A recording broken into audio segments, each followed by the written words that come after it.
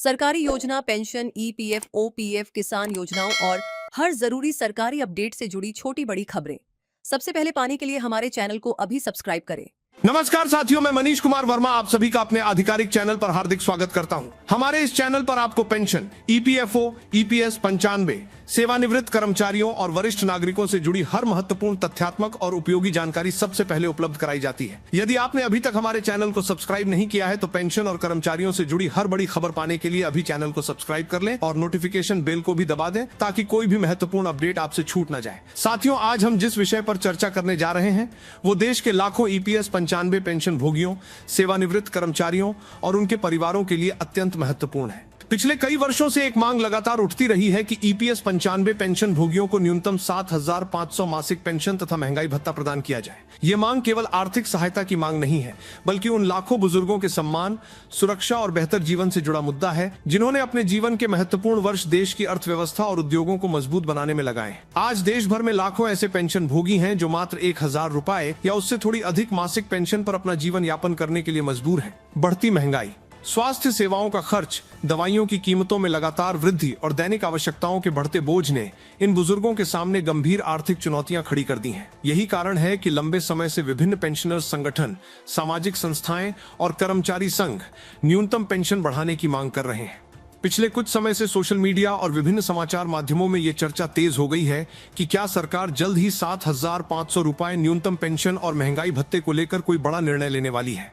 इस विषय पर अनेक प्रकार की खबरें सामने आ रही हैं। कुछ लोग दावा कर रहे हैं कि जल्द ही बड़ी घोषणा होने वाली है, जबकि कुछ लोग इसे केवल अफवाह बता रहे हैं। ऐसे में सबसे बड़ा प्रश्न यह है कि वास्तविक स्थिति क्या है और पेंशन भोगियों को किस प्रकार की जानकारी पर विश्वास करना चाहिए। साथियों, सबसे पहले यह समझना आवश्यक है कि वर्तमान समय तक सरकार या कर्मचारी भविष्य निधि संगठन अर्थात ईपीएफओ की ओर से 7,500 रुपए न्यूनतम पेंशन और महंगाई भत्ते को लागू करने संबंधी कोई आधिकारिक अधिसूचना जारी नहीं की गई है। ये एक महत्वपूर्ण तथ्य है जिसे प्रत्येक पेंशन भोगी को समझना चाहिए। किसी भी निर्णय के लागू होने के लिए आधिकारिक आदेश, अधिसूचना या गजट नोटिफिकेशन आवश्यक होता है। जब तक ऐसा कोई दस्तावेज जारी नहीं होता तब तक किसी भी तारीख या राशि को अंतिम नहीं माना जा सकता।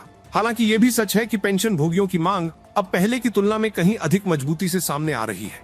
राष्ट्रीय स्तर पर विभिन्न संगठन लगातार सरकार और संबंधित मंत्रालयों के समक्ष अपनी मांग रख रहे हैं। संसद में भी कई अवसरों पर इस विषय को उठाया गया है।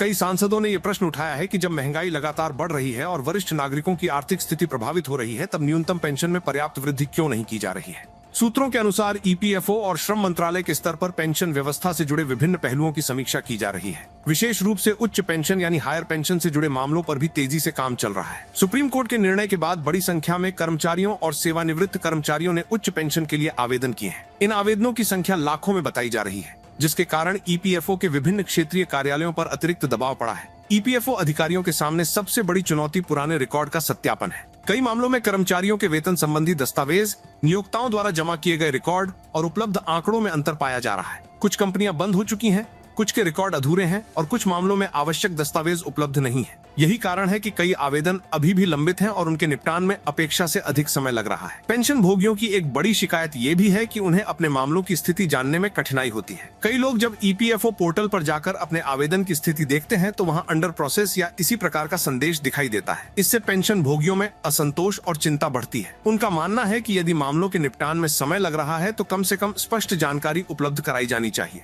इसी बीच विभिन्न कर्मचारी संगठनों और पेंशनर्स संघों ने ये मांग भी उठाई है कि जिन लोगों ने अधिक वेतन पर अंशदान दिया है उन्हें बिना अनावश्यक देरी के उनकी संशोधित पेंशन का लाभ दिया जाए। उनका तर्क है कि कर्मचारियों ने अपने सेवाकाल में नियमों के अनुसार अंशदान किया था, इसलिए उन्हें उनके वैधानिक अधिकारों से वंचित नहीं किया जाना चाहिए।